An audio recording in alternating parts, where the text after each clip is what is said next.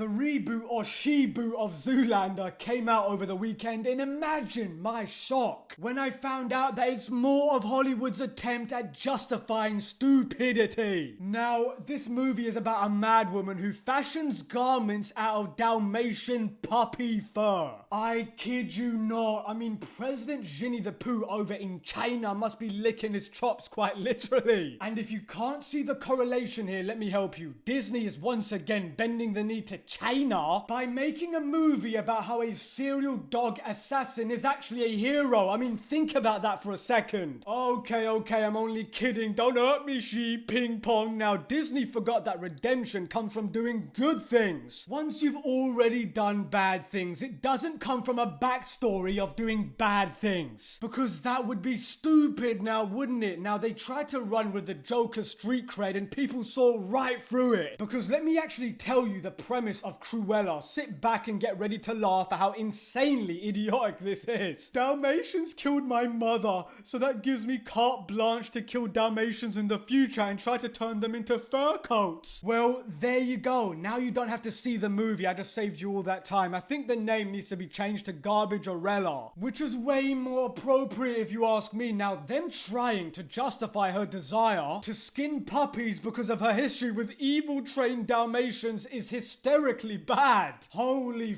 fucking shit. I mean, the moral of the movie is that it's okay to skin puppies if you have a sad backstory. Okay, now, let me make this crystal fucking clear. There is no way that Disney can make a character likable or sympathetic when they want to make a coat out of cute little puppies. There's nothing redeemable about that. The whole point of Cruella is that she is a despicable, terrifying villain, not an anti-hero or a misunderstood victim. Not anything except a villain. It's like making a sequel to The Last of Us where a character whips out a golf club and caves in the most beloved character in the series, and then the game demands the player to sympathize with that character. Oh, wait a second. That actually happened. Thanks a lot, Neil Cuckman. Now, the reason Cruella failed isn't because of wokeness. No. It's because nobody asked to see this film. And is it a surprise that nobody watched it? I mean, can we start blaming men, misogyny, and the patriarchy yet? Because you just know it's gonna happen. It is Disney after all. Now, nobody cares about a Cruella origin story. No one gives a rat's booty about how a wannabe puppy assassin got her start.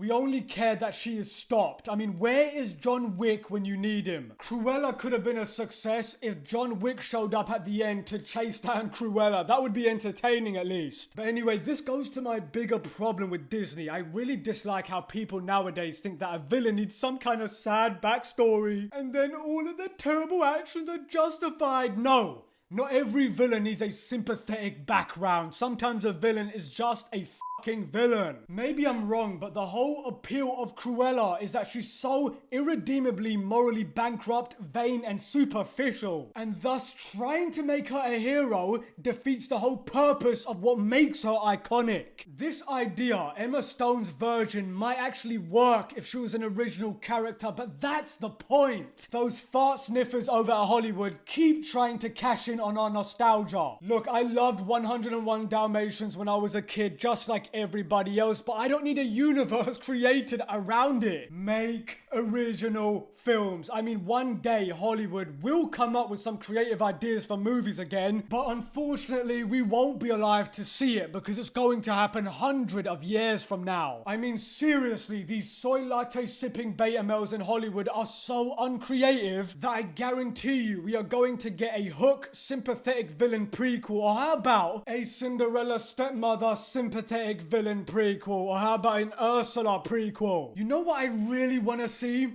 I want a Snow White Evil Queen prequel. I mean, keep digging, Disney. Maybe you strike an original thought in your hippie brain. Now, the money wasted on these projects is shameful. Cruella is just another of the many huge Disney flops. I wonder how many. Billions of dollars were flushed down the toilet in the last few years. But the real question, why does a movie about Cruella need to have a $200 million budget? To put it into perspective, the Joker was made on a budget of 55 million and grossed over 1 billion at the box office. That's despite being R-rated and not being released in 3D or China. And it managed to surpass The Rise of Skywalker, Toy Story 4 and Aladdin. That simply shows you that you don't need to bend the knee, just write good stories. But Mannix, didn't the journalists hate the Joker? Oh yes, indeed they did, but I guess that means they would hate Cruella too, right? No, of course not, because that would be them accidentally admitting that they know that the Joker is good. None of these journalists, and I use that term very loosely by the way, have a coherent, consistent reason to why they dislike or like anything. It's all just personal grievances and made up stories. Because some of these weirdos are saying that Cruella is the Joker movie that should have been made. Wow, are you dumb? You must be, because the Joker was a beautiful movie that commented on modern society perfectly. Joaquin Phoenix was literally the only actor that could have pulled off that version of the Joker. Anyway, look, we're getting off topic. I just want to say before I go, don't take the Rotten Tomatoes audience score seriously, because just look at The Rise of Skywalker's audience score. It's been locked at 84% since about a week after its release. I mean, Disney owns Rotten Tomatoes by proxy is my guess, and on that bombshell, Mannix, fade out.